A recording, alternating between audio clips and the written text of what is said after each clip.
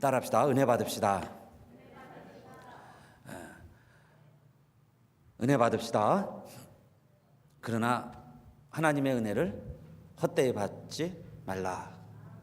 오늘 말씀 제목이 그래서요, 하나님의 은혜를 헛되이 받지 말자입니다.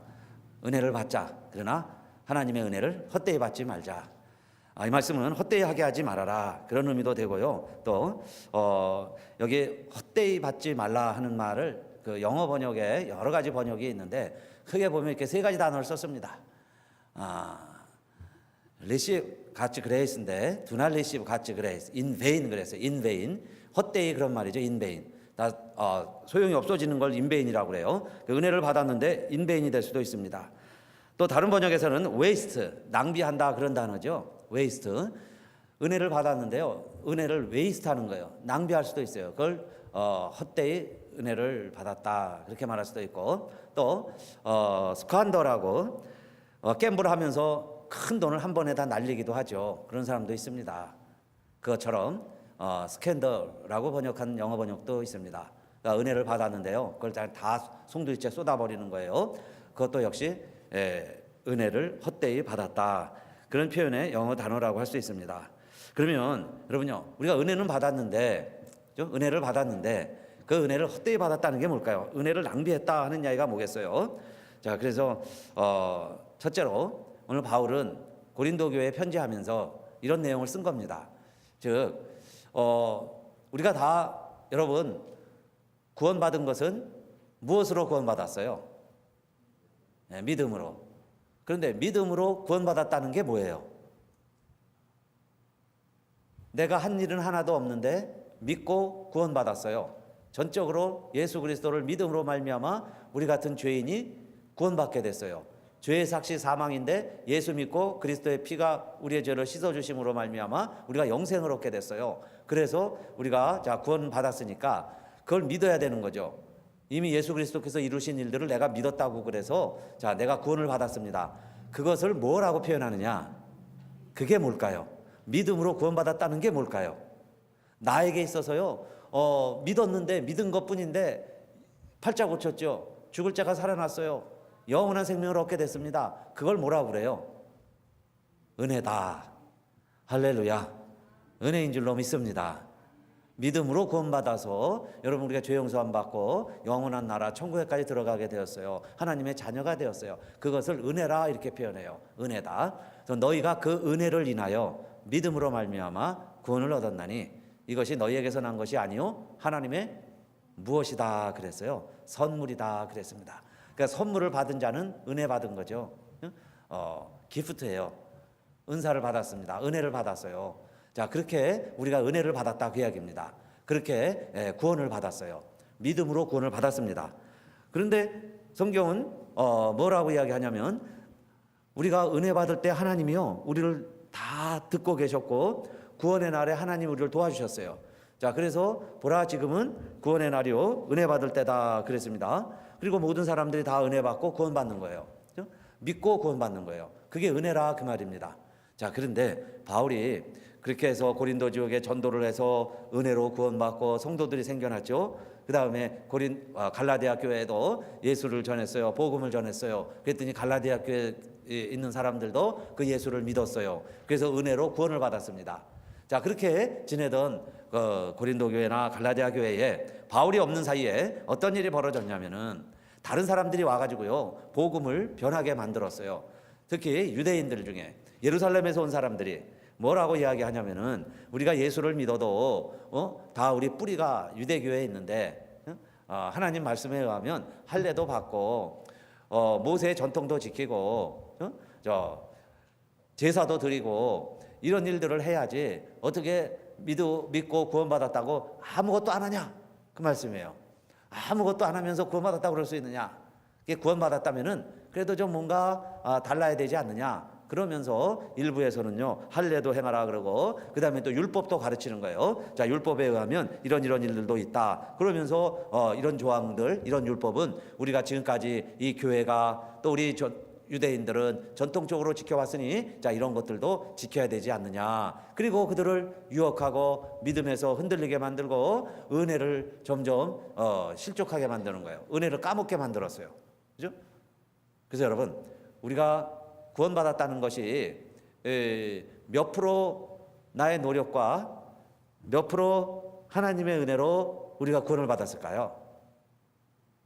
우리가 구원받았다면은 그래도 믿음 반, 우리의 노력 반 이렇게 해야 되지 않을까? 아니면은 좀 하나님 쪽에 점수를 좀 많이 들여가지고 그래 그래도 하나님이 더 수고 많이 하셨겠지. 하나님이 한 80% 아니면 내가 한 20%. 그러니까 여러분들 우리가 같이 쓰고 그래서 20%는 내가 수고해야지. 그래서 내가 구원받았고 내가 예수도 믿고 지금 이렇게 신앙생활도 하는 거지. 이런 생각이 드시죠? 그러면 우리가 한 일은 몇 프로 정도 될까요? 구원받았는데 내가 구원받는 일에 있어서 여러분요 내가 한 일은 하나도 없어요. 오히려 하나님의 원수였고 죄인이었고 우리가 연약했다 그랬죠. 그럴 때 예수님이 우리를 위해서 돌아가신 거예요. 그러니까 우리는 구제불능이에요. 우리 힘으로는 스스로 구원받을 수가 없어요. 우리는 물에 빠져가는 자였어요. 근데 누가 와서 건져주어서 그게 세이브드죠. 그게 구원받았다는 거예요. 그 고백 이외에 다른 것을 자꾸 가미하면은 그죠? 1%도 안 된다 그 이야기예요. 1%도 아니에요. 내가 한 일은 1%도 없다. 그게 참 복음인 줄로 믿으시기를 바라겠습니다.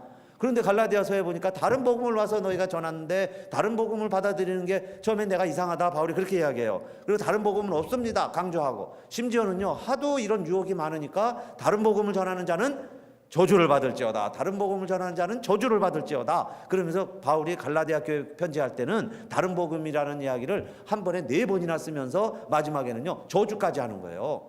왜 하나님의 복음을 자꾸 이게 이상하게 물타기 하느냐 그 말이죠. 왜 이렇게 은혜로 구원받은 걸 여러분들이 조그만 선행과 조그만 행실로 그 어마어마한 하나님의 은혜를 너희들이 다 까먹으려고 그러느냐 그 이야기예요. 여러분요 태양빛이 얼마나 강합니까? 얼마나 큰 거예요. 그 어마어마한 하나님의 태양빛을요 내가 촛불 하나 켜고서 내가 세상을 좀 밝히겠다고 그러는 거랑 똑같은 거죠. 그보다 더 어리석을 수 있어요. 우리가 구원받는 일에는 세상에 내가 한 일이나 환경이나 조건이 아무 한 역할이 없어요. 그걸 100% 오직 예수 그리스도의 피로 우리가 구원받았다 하는 것에서 우리가 양보할 수가 없는 거예요. 조금도 후퇴할 수도 없는 거예요.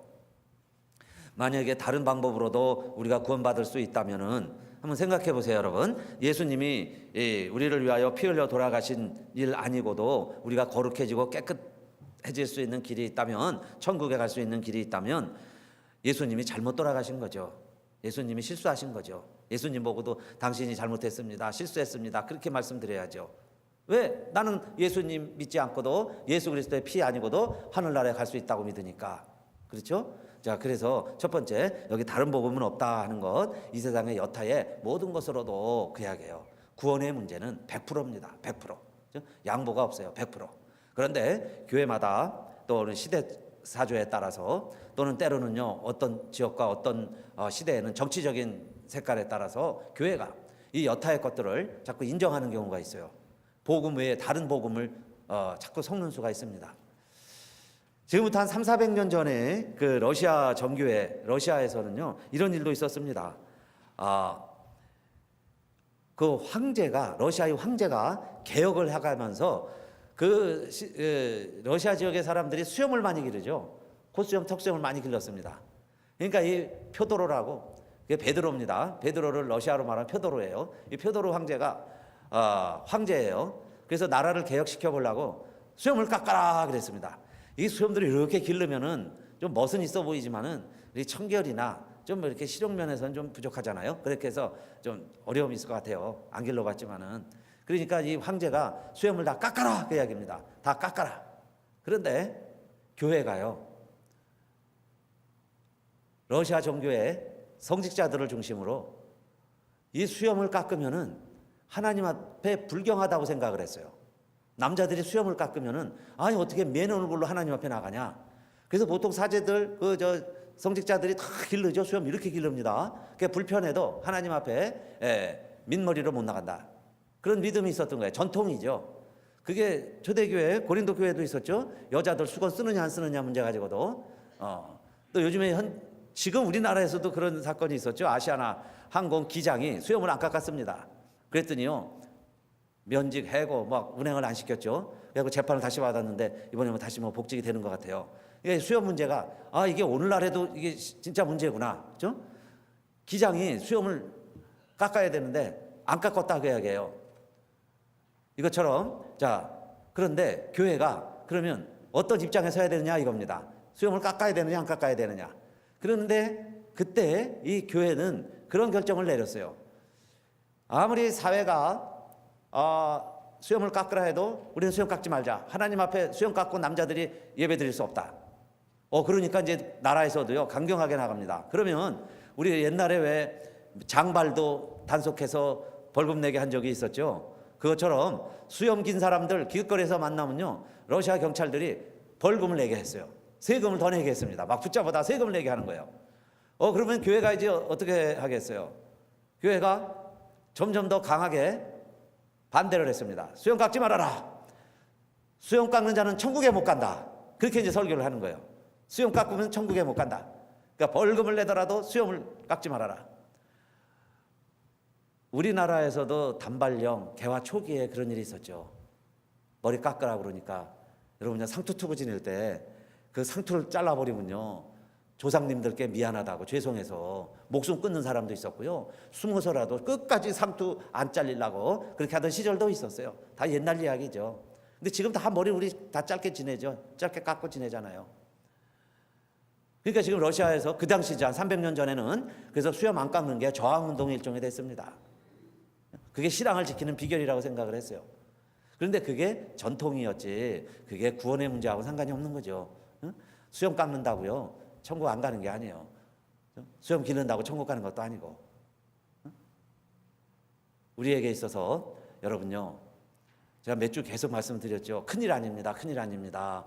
우리가 그런 마음을 가져야 되는데 어떤 일은요, 정말 어떤 경우에는 이거 목숨 걸고 지켜야 할 것처럼 그렇게 심각하게 여겨지는 사건들이 있을 수 있다 하는 겁니다. 그러나 여러분, 우리가 은혜로 구원을 받은 것이지 이런 여타의 것들을 지켜서 구원받은 것이 아니다 그 이야기예요.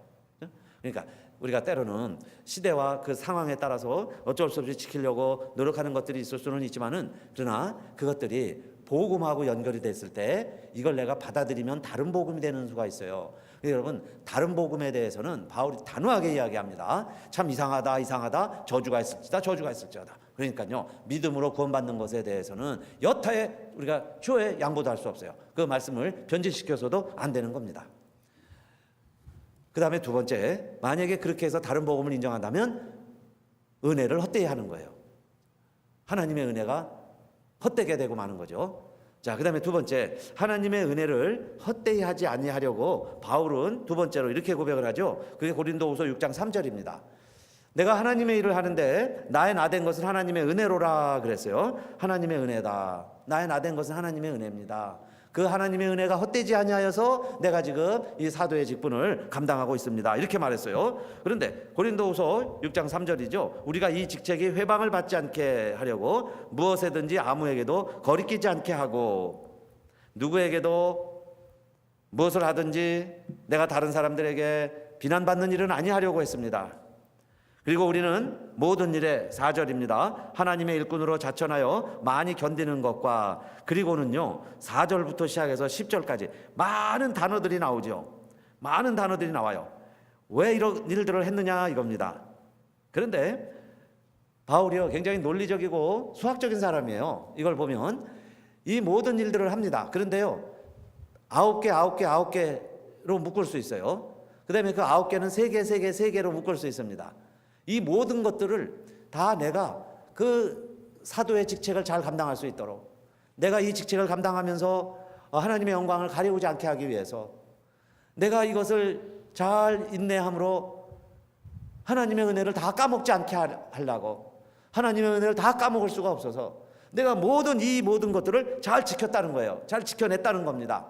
그런데 그 모든 이 23, 9, 27이죠. 27개의 단어들을 어디에다가 다 연결시켜서 우리가 이 본문을 이해해야 하냐면, 여기 하나님의 일꾼으로 자천하여 많이 견디는 것과 그랬죠. 그래서 내가 하나님의 일꾼이기 때문에 많이 참았다는 거예요. 많이 참은 이유가 하나님의 은혜를 헛되이 하지 않게 하려고 했다, 그 이야기입니다. 하나님의 은혜가 헛되이 되면 안 되니까. 밥상을 잘 차려놨는데요, 밥상을 차버리면 안 되니까. 그게 하나님의 직책을 내가 잘 감당하기 위해서 이 모든 일들을 다 참았다는 거죠. 그 9개를 먼저 보세요. 이 9가지 상황, 9가지를 잘 참았다는 거예요. 그런데 3개씩 연결되어 있습니다. 첫째가 환난과, 두 번째 궁핍과, 세 번째 곤란과 그랬죠. 이 모든 것들도 잘 참았다는 거예요. 그 다음에 네 번째가 5절부터 나옵니다. 매맞음과, 다섯 번째 갇힘과, 여섯 번째가 요란한 것, 3가지 나왔죠. 또 3가지가 또 나와. 7번째로 수고로움과, 8번째 자지 못함과, 9번째 먹지 못함과. 이런 일이 있어도 내가 잘 참았다는 거죠. 왜? 내 직책에 해당받지 않게 하기 위해서, 은혜를 다 까먹지 않게 하기 위해서. 그 다음에 두 번째 9개가 또 나옵니다. 9개. 이건 좋은 이야기들이 나와요. 이런 건 내가 잘 지켜냈다는 거예요. 이렇게 행했다는 겁니다. 그 9가지가 또 나오는데 6절부터 보세요. 그래서 여러분들 이렇게 남발을 한번 쳐보세요. 9개가 되는지, 정말 27개가 다 되는지. 첫째 깨끗함과 6절이죠. 두 번째 지식과, 세 번째 오래 참음과, 네 번째 자비함과, 다섯 번째 성령의 감화와, 여섯 번째 거짓이 없는 사랑과, 일곱 번째 진리의 말씀과, 여덟 번째 하나님의 능력 안에서, 그 다음 9번째가 의의 병기로 좌우하고. 이 모든 것들을 내가 인내하면서 견뎌냈다는 거예요. 그 다음에 9가지가 또 나오는데 6장 8절부터는 2가지씩 나오죠. 2가지씩. 직책이 회방받지 않기 위해서 나는 이 2가지를 항상 밸런스를 유지하면서, 균형을 유지하면서 은혜를 헛되이 하지 않게 했다, 그 이야기입니다. 8절부터 보면은 영광과 욕됨으로 말미암으며, 악한 이름과 아름다운 이름으로 말미암으며. 바울의 이름이요, 어디서는 악한 이름으로 불리우는데 어디 가면 아름다운 이름으로 불리웠다는 거예요. 어디 가면 속이는 자가 되고요, 어디 가면 참된 자로 인정을 받습니다. 6장 9절에 보면 네 번째로, 그래서 무명한 자 같으나 유명한 자요. 다섯 번째 죽는 자 같으나 보라 우리가 살고. 여섯 번째 징계를 받는 자 같으나 죽임을 당하지 아니하고. 일곱 번째죠, 근심하는 자 같으나 항상 기뻐하고. 여덟 번째 가난한 자 같으나 많은 사람을 부유하게 하고. 마지막 9번째로 아무것도 없는 자 같으나 모든 것을 가진 자로다. 이 사람이 은혜로 하나님이 주신 직책을 감당하는 자의 모습이다 그랬어요. 그래서 바울은요, 자신이 고백하는 것처럼 나는 만삭되지 못한 자 같다 그랬고, 사도 중에 지극히 작은 자라 그랬고, 심지어는 교회를 핍박하는 자라 내 이름 앞에는 사도라 칭함을 받지도 감당치 못할 자였다 그랬어요. 그러나 나의 나된 것은 하나님의 은혜다. 하나님의 은혜다. 하나님의 은혜로 내가 사도가 되었다. 그래서 이 하나님의 은혜가 헛되지 아니하여, 고린도전서 15장 10절에도 보면요, 그의 은혜가 헛되지 아니하여. 그러니까 바울은 사람이 이렇게 습관이 있습니다. 누구에게나요, 이렇게 버릇처럼 늘 같은 말을 되풀이하는 경우들이 많이 있죠. 그래서 보통 또 그러는 사람, 뭐 마지막으로 알지 뭐 이러면서 자기도 모르게 그 수식어가 많이 붙어 다니는데, 바울은요, 편지를 쓰던 말을 하던 늘 습관처럼 하는 단어가 하나 있습니다. 어떤 단어를 그렇게 많이 썼을까요? 여러분 생각에 무슨 단어를 그렇게 많이 썼어요, 바울은? 그게 은혜입니다. 은혜. 내가 사도가 된 것도 은혜요. 그 은혜가 헛되지 아니하여 그랬어요. 여러분요, 은혜가 헛되다면 직책을 감당하는 게 아무 소용이 없어져요. 그런데 하나님이요, 그 은혜를 헛되지 않게 하여 내가 다른 사도보다 많이 수고하였으나 내가 아니고 하나님이다. 하나님이 수고해서 나로 하여금 사도의 직분을 감당하게 하니 이것이 하나님의 은혜입니다. 이렇게 고백하고 있어요. 그래서 여러분, 두 번째, 우리가 왜 은혜를 헛되이 받지 말아야 되느냐? 여러분, 하나님이 주신 우리의 직분과 직책이 있습니다. 그 직분과 직책을 헛되이 하지 않게 하시고 회방받지 마시고 끝까지 잘 감당할 수 있게 되시기를 축원합니다. 그러려면 어떻게 해야 되겠어요? 은혜가 헛되지 않아야죠. 은혜가 헛되는 순간 여러분요, 우리의 직책이 회방받는 거예요. 그 사명을 감당할 수가 없습니다. 그래서 지금도요, 다른 복음을 전하는 이 이단들의 정체는 처음에는 더 열심을 냅니다. 더 성경을 잘하는 것 같아요. 그런데 결국에는 그리스도가 중심이 되지 않고 하나님께 영광을 돌리는 게 아니라 그 교주들이 그리스도가 되고요, 교주들이 영광을 다 차지합니다. 그게 결국 이단의 특징이죠. 끝에 가야 하는 거예요. 그래서 신천지도요, 그렇게 교회들마다 힘들게 하고 자기들의 교세를 확장해 가는데 거기는 그리스도가 하나님이 아니에요. 그 이만희 교주가 하나님입니다. 또 여러분 뭐 기쁜 우리 선교회니 뭐 이상한 이름으로 이제 바꿔가지고 포교를 하는 그 종파도 보면은요 안상옥이라는 사람이 자기가 하나님이에요. 그리고 그 부인이 하나님 어머니입니다. 교주가 하나님이고요. 그 부인이 하나님 어머니인데도 거기에 빠지면 그런 줄 아는 거예요. 그래서 하나님 어머니 그러면서 기도를 합니다. 그게 왜 이렇게 되느냐? 그게요. 은혜가 어느 순간 나의 나 된 것은 하나님의 은혜로다. 하나님의 은혜로 내가 지금까지 이렇게 지내왔다는 것을 나는 정말 못난 사람이고 감당할 수 없는 자가 하나님의 은혜로 내가 이 사명을 감당하고 있습니다. 은혜를 끝까지 유지해야 되는데요. 능력은 나타나고 힘은 있는 것 같고 오래는 됐는데 은혜가 싹 빠져보세요. 그러면요 결국엔 뭐만 남겠어요? 내가 남는 거죠. 나만 남아요. 그래가지고 심지어는요 사람들이 많아지면은 내가 하나님도 되고 내가 하나님 어머니도 되는 거예요. 그러니 나의 나 된 것은 하나님의 은혜다라는 거 끝까지 지켜야 여러분 우리의 직책이 흔들리지 아니하고 회복받지 아니하고 사명을 언제까지 감당해야 되겠어요? 주님 오실 때까지 사명 감당하셔야 되는데 그 사명을 끝까지 감당하는 사람은 은혜가 없어지지 아니하는 사람들이에요. 그래서 은혜 충만하시고 은혜 잘 유지하셔서 여러분요 주님 오실 때까지 우리의 직책 크고 작고 어디 구별할 수 있겠어요? 그 사명 잘 감당하게 되시기를 바라겠습니다. 그리고 세 번째 은혜를 헛되지 않는 길은 뭐냐? 여러분 따라합시다. 마음을 넓히라. 무엇을 넓히라? 마음을 넓히라 그랬어요. 은혜 받은 사람이 마음이 옹졸하면요 그 은혜를 다 까먹어요. 그리고 내가 받은 은혜가 사람 믿지 않는 사람들 믿음 없는 사람들에게 조롱거리가 될 수 있어요. 그러면 내가 은혜를 많이 받았어요. 그럴수록 어떻게 하라는 거예요? 뭘 더 넓히라? 마음을 넓히라 그랬어요. 그러니까 바울이 볼 때도요 얼마나 아까 그 29가지 27가지가 나오죠. 그 많은 그 환난 시련 어려움 다 있어도 그 사람들을 미워하지 않았어요. 그리고 다 이해하고 용납하고 그리고 수만 있으면 그들과 같이 되어서 그랬죠. 바울이요 믿음이 그렇게 훌륭하고 삼층천까지 올라갔다 하고요 바울이 손수건만 흔들어도 병들이 막 나아요. 그런데 왜 바울이 이방인들 앞에서는 이방인들 같이 되려고 그렇게 애를 썼을까요? 유대인들을 만나면 왜 유대인들 앞에서 당당하지 못하고 그들의 종처럼 굽신굽신거렸을까요? 이방인을 만나면 이방인을 전도하려고 그러고 유대인 만나면 유대인 전도하려고 그렇죠? 그렇게 하면서 복음을 전한 이유는 내가 받은 은혜가 너무 크기 때문에 그 받은 은혜를 사람들에게 줘야 되는데 저 사람들이 아직도 문을 열지 못하고 아직도 눈이 열리질 않으니 귀가 열리질 않아서 아무리 좋은 걸 전해도 전해주지 못하니까 할 수 있는 방법이 뭐예요? 그래서 내가 마음을 넓게 열어서 언젠가 품고 있다가 그들의 마음이 열릴 때를 기다리는 수밖에 없겠죠. 그래서 바울은 세 번째로 그렇게 말하는 거예요.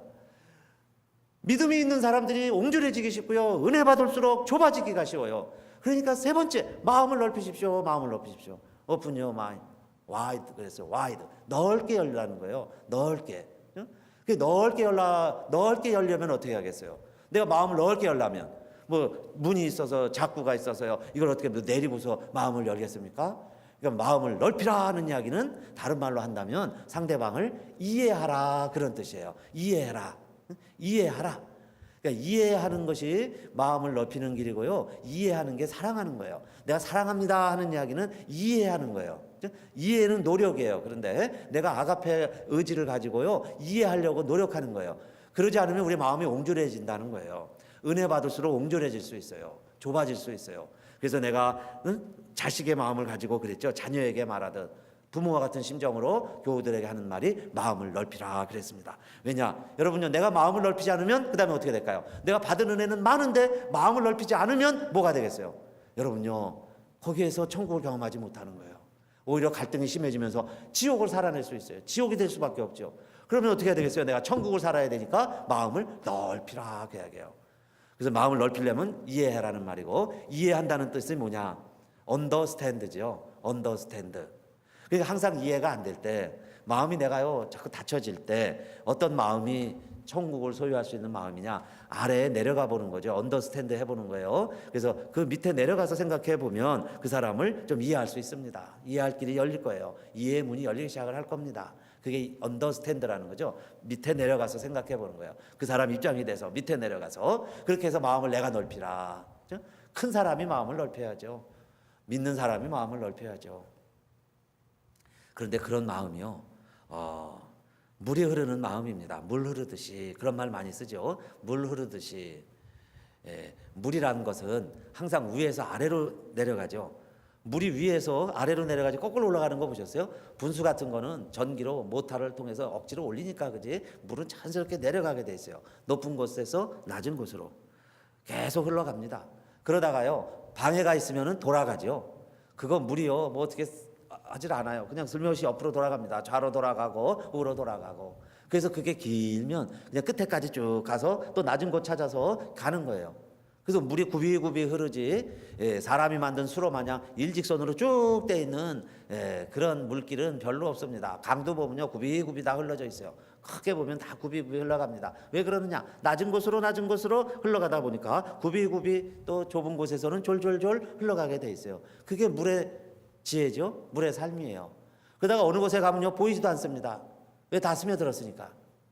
스며들어서 또 겉으로는 안 보일 때도 있어요. 안 보이는 것도 같아요. 그러나 여러분요 또 지나가 보세요. 어디서 나타났는지 또 물줄기가 육체를 땅 위로 드러나면요 또 냇물을 이루고 졸졸 흘러가는 게 보입니다. 우리 여기 발디마운틴만 가도 그렇죠. 안 보이던 물줄기가 어느 순간 나타나서 물이 흐르다가 어느 순간에는 또 물이 없어졌어요. 그게 또 어디 가는 거예요? 지하수로도 흐르고 또 드러나서도 흐르고도 하고 그러는 거예요. 그게 물입니다. 스며들어서 안 보이기도 하는 것 같아요. 그냥 어느 순간에 다시 나타나기도 하고. 그러다가요 갑자기 절벽이 나타나면 어떻게 해야 되겠어요? 물이 또 할 수 없이 떨어지죠. 굉음을 내면서 큰 소리를 내면서 물들이 탁 떨어지는 거예요. 그게 폭포입니다. 사람들이 볼 때는 그죠? 멋있다고 그러지만 물로서는 갑자기 당하는 일이죠. 생각지도 않았다 갑자기 절벽이 나타나니까. 그러니까 물이 피할 길도 없이 그냥 떨어지면서 폭포를 또 이루는 거예요. 그럼 어떡합니까? 폭포를 이루고 웅덩이가 쌓이고 그렇게 해서 또 물줄기를 이뤄내고 그러다가 보면은 물들이 다 없어진 줄 알았는데 그 물들이 모여서 다시 또 다 만납니다. 어디서 다 만나나요? 네? 큰 바다를 이루면서 큰 바다에서 물들이 다 만나는 거예요. 동해로 흐르던 서해로 흐르던 완만하게 흘러왔던 급하게 흘러왔던 결국 동해 바다에서 다 만나는 게 자 물인 것과 같이 우리가 이 세상을 살아가는데 때로는 물처럼 살라는 게 뭐겠어요? 마음을 넓히라는 뜻이 뭘까요? 낮은 곳으로 흐르다 보면 물처럼 결국 온 대지를 적시면서 필요한 때 물이 되어주면서 수증기가 되면서 구름이 되면서 온 땅에 자기 사명을 다 감당하고 나서 물에 모이는 거예요. 그러니까 우리 삶도 결국 물처럼 흐르다가 언젠가는 천국에서 다 만나겠죠. 천국에서 다 만났을 때 어떻게 지내다 왔는가? 정말 바람이 되고 구름이 되고 수증기가 되고 꽃을 피우고 사람들의 목을 적셔주고 그렇게 하면서 살다가 결국 우리가 또 다 천국에 모여서 영원히 사는 겁니다. 그게 넓은 마음으로 살아가는 자세겠죠. 그 다음에 여러분 물이라는 것은 자기 형체가 없어요. 긴 꽃병 같은 데 닮은요 물이 그냥 긴 모양을 이루죠. 긴 저 주발 같은 데 넓은 접시에다 내면 물이 또 한량없이 또 퍼지죠. 자기 모습이 없는 게 물이잖아요. 물. 나는 이거야 하고 고체가 아니에요. 액체입니다. 어디에 들어가든 그 형태를 이룰 수 있어요. 그게 유대인을 만나면 유대인처럼 자유인을 만나면 자유인처럼 남자를 만나면 남자에게 여자를 만나면 여자에게 그렇게 하면서 자기가 없는 것 같지만은 그러나 자기가 없는 게 아니에요. 자기 형체를 주장하는 게 아니에요. 나 에고이스트를 주장하는 게 아니죠. 오히려 복음을 위해서 자기는 모든 걸 다 희생하는 것처럼 그렇게 살아가는 삶의 모습 우리 여기 9가지 다 읽어봤습니다. 그렇게 사는 거예요. 속이는 자 같으나 진리에 있는 자죠. 악한 이름 같으나 진짜 이름이라는 거예요. 그런 욕까지 다 먹어가면서 왜 그렇게 살았어요? 그게 직책이 회원받지 않게 하기 위해서. 그런데 보니까 그렇게 사는 사람이 마음이 넓은 사람이에요. 그렇게 해서 모든 사람을 포용해서 결국 한 영혼이라도 하나님께 돌아오게 하는 것. 그게 우리가 가야 할 일이고 우리가 할 일이니까. 여러분요. 판단하지 말고 이웃을 정죄하지 마시고 우리가 자꾸 그런 마음이 드실 때마다 이렇게 품고 좀 안아주시고 우리가 큰 물을 이루어서 언젠가는 그 사람도 큰 바다에 함께 있을 수 있는 그런 때를 꿈꾸시는 저와 여러분 되시기를 바라겠습니다. 제가 몇 개월 전에 제 셀폰이 자꾸 방전이 돼가지고 오후만 되면은 배터리가 나와서 쓰지를 못해요. 그래서 꼭 1년 전에 대용량 배터리를 하나 산 게 있는데 그걸 한 몇 달 전에 잃어버렸어요.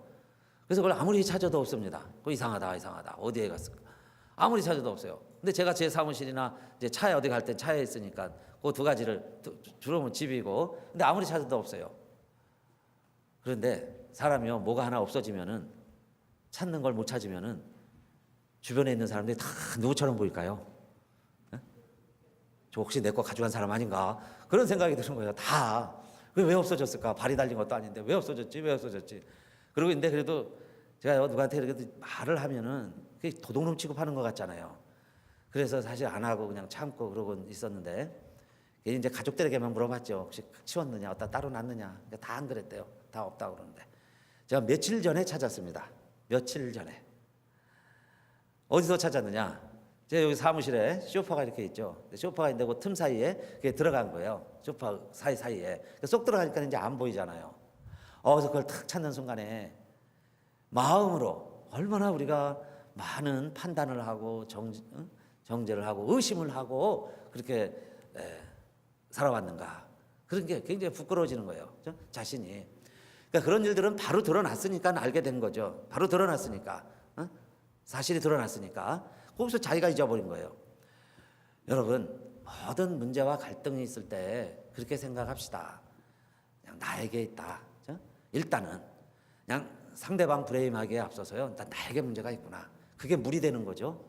그냥 낮은 곳으로 내려가 보고 언더스탠드. 그다음 내 형체가 뭐가 필요합니까? 그냥 내가 형체도 없이 물이 돼서 그렇게 해보면 훗날 조금 지나서 보면은 그게 딱 드러났을 때 내가 찾았어요. 내 소파 밑에서 내가 놨지 뭐 누가 놨어요. 그거 알고 나선 내가 더 오히려 그렇게 행동하지 아니한 게 다행스럽고 그런 마음 품었던 것만도 부끄러워지는 것처럼.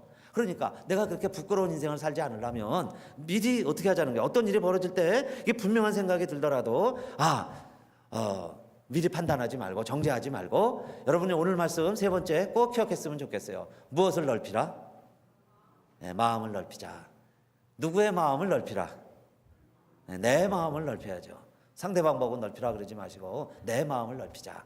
내가 먼저 내 마음을 넓히고요. 그게 이해가 안 될 때가 많아요. 그래도요 우리가 인내하면서 아까 모든 걸 참으면서 그랬어요. 인내하면서. 그런데 그 삶에 조금만 있어 보세요. 여러분요 조금만 지나 보세요. 물이 땅속에 들어가서 다 없어진 줄 알았는데 조금만 기다려 보세요. 언젠가 육지로 드러날 때가 있죠. 좁은 물들이 다 없어진다고 생각했는데 조금만 기다려 보세요. 금방 강을 이룰 때가 있죠. 그래서 결국은 그 삶이 천국을 살아내는 길이다. 여러분 꼭 믿으시고 정말 우리 마음을 넓히셔서 내 마음에서부터 천국을 사시고 내 마음 천국을 이루시기를 주님의 이름으로 축원합니다.